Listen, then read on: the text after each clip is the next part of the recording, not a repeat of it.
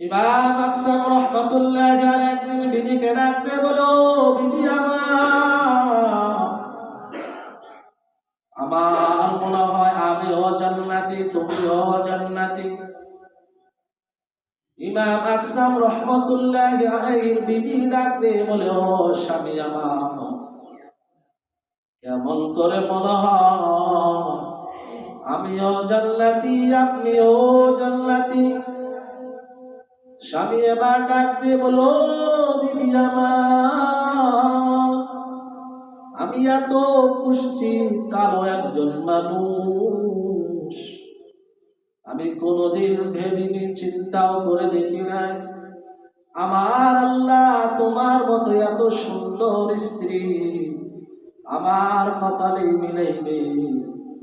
এই চিন্তা করি আর প্রত্যেক দিন শুকর আদায় করি, আল্লাহ আমি একজন কালো মানুষ হওয়ার পরও তুমি আমার জন্য সুন্দর একজন বিবির ব্যবস্থা করে দিয়েছো, এজন্য আমি বিবাহের পর থেকে শুকর আদায় করি।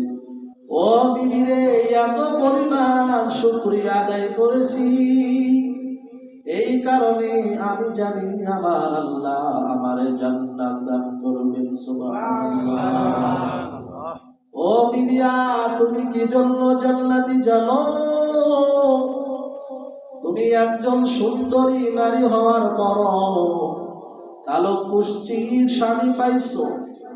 কালো কুষ্ঠির স্বামী পাওয়ার পর কোনদিন না শুকরিয়া করো না, কোনদিন অসন্তুষ্ট হও নাই, সবর করেছো, এত পরিমাণ সবর করেছো।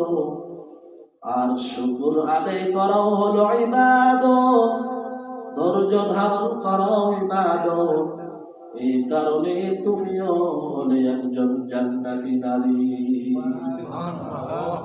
তাহলে